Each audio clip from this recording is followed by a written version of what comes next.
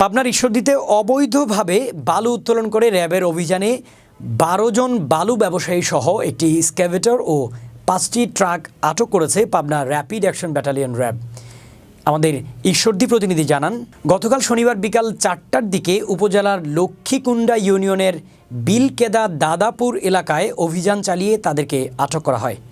আটককৃতরা হলেন মোহাম্মদ জামিরুল ইসলাম, পিতা মোহাম্মদ তোফাজ্জল হোসেন প্রামাণিক, মোহাম্মদ রোমন হোসেন, পিতা কামিরুল প্রামাণিক, মোহাম্মদ বাঁধন হোসেন, পিতা বাবলু মালিথা, মোহাম্মদ ইমন ইসলাম, পিতা মোহাম্মদ নাজমুল হোসেন, মোহাম্মদ ইমরান মালিথা, পিতা মোহাম্মদ নান্নু মালিথা, মোহাম্মদ ফয়সাল হোসেন, পিতা মৃত ফজলুল হক, মোহাম্মদ শুভ, পিতা মৃত আব্দুস সামাদ আলী, মোহাম্মদ মোহন মোল্লা, পিতা মোহাম্মদ খায়রুল মোল্লা, মোহাম্মদ সিয়াম হোসেন, পিতা মোহাম্মদ লিয়াকত আলী, মোহাম্মদ মাসুম আলী, পিতা মোহাম্মদ ইব্রাহিম, মোহাম্মদ সাগর, পিতা মোহাম্মদ আকবর, মোহাম্মদ রমজান প্রামাণিক, পিতা মোহাম্মদ আলাউদ্দিন।